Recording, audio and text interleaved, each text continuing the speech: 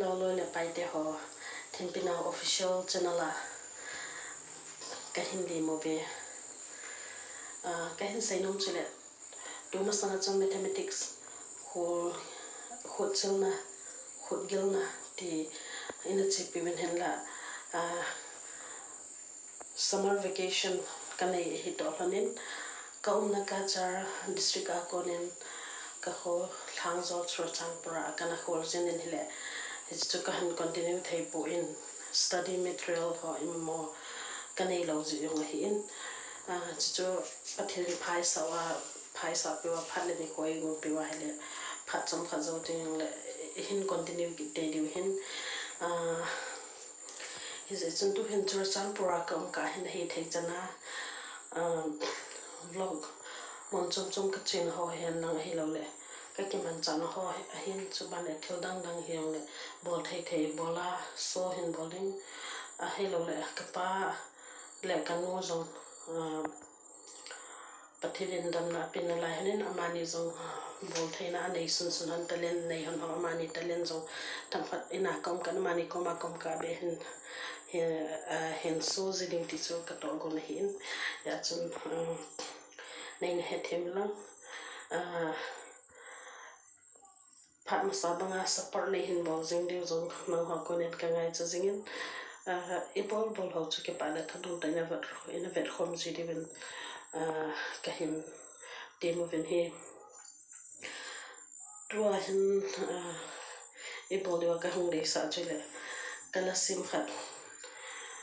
studio wang hlong lai pon hen la asading an artist ho kana petain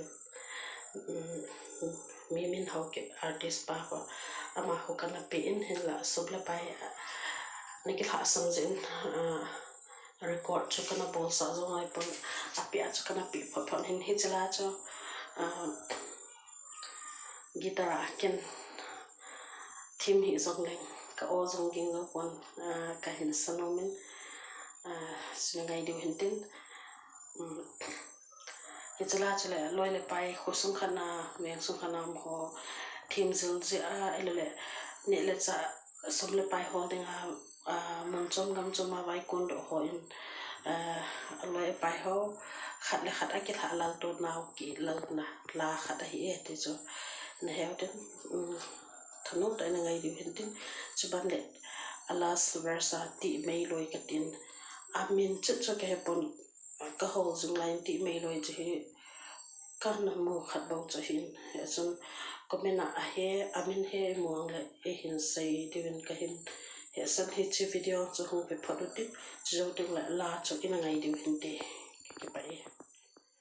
he chi gan hing hi khat se hi po in gan hing neu cha tam pi ki loi khomwa lam azor khomu hin a ki potho loi ti chun amovin event na hele tangtel tabangin akimun he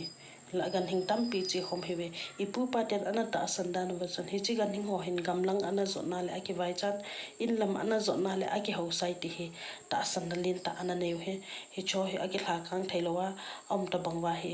loi le pai ho ki hla kang thailo ti chu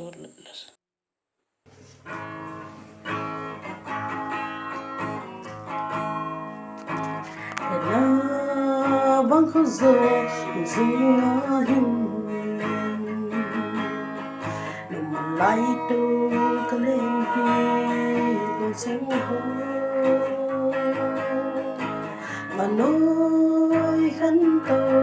san zin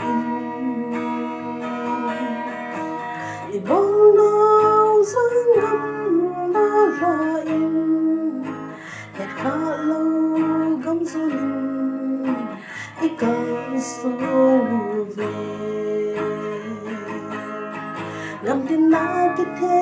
chi zing song leo hin bole pai hina ai ki ngelu lo samul ko vi te bol khom ki na ding ni hu chung pa thin dong pu min gal de sing hi te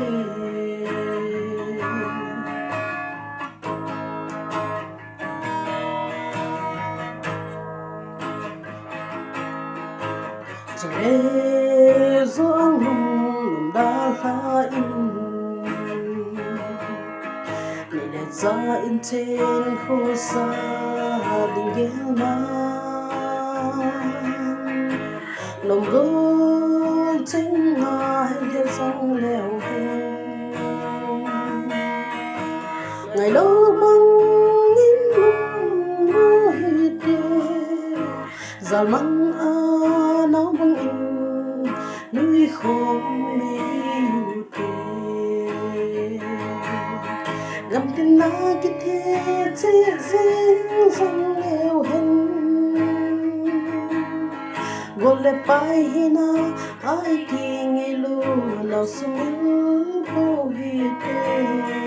bồn khôn kia na đinh đi khuyên đồ sung bắt thêm đông bố mình gạo được sung hi tê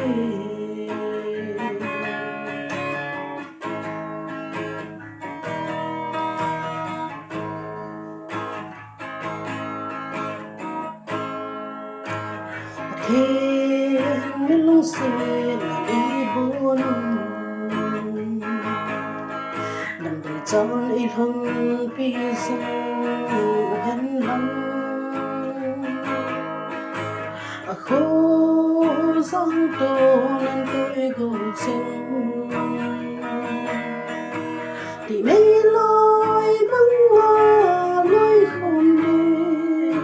sung măng hoa in đi vui không kia tên mùi hình gầm tin na cái thế dễ dàng sông leo hình vô lệ bay hina ai kia lu đầu xuống vô hi tê bồn khô kia đinh đi chúng có thêm lòng bố mình gọi được chung hi tê gần tin na cái thế dễ dàng sông leo hẳn vô lệ bay hina ai kia nghe lu nào sông bố hi tê bồn khôn kia đinh đi chúng bắt thêm đông bố mình gọi được chung hi tê chúng bắt thêm đông bố mình gọi được chung hi tê